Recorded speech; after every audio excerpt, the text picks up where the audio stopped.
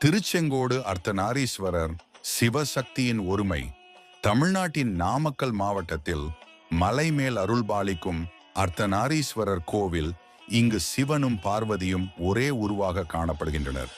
புராண கதையின்படி ஆதிசேஷன் என்ற விஷ்ணுவின் பாம்பு தெய்வம் சிவனை வழிபட ஆசைப்பட்டான். அவனது பக்தியால் அவன் மலையாக மாறி இக்கோவிலாக அருள் பெற்றான்.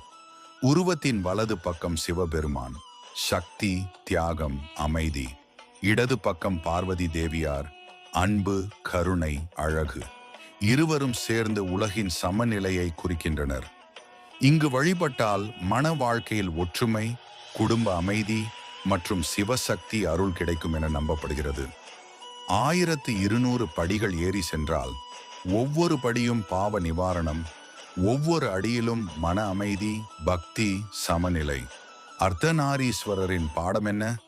சக்தி, அன்பு, சமநிலை இல்லாமல் வாழ்க்கை முழுமையில்லை. அன்பும் ஆற்றலும் சேர்ந்தால்தான் தெய்வீகம். இதுவே திருச்செங்கோட்டின் அர்த்தம். ஒரே உருவில் இரு சக்திகள். Please like, share and subscribe our channel.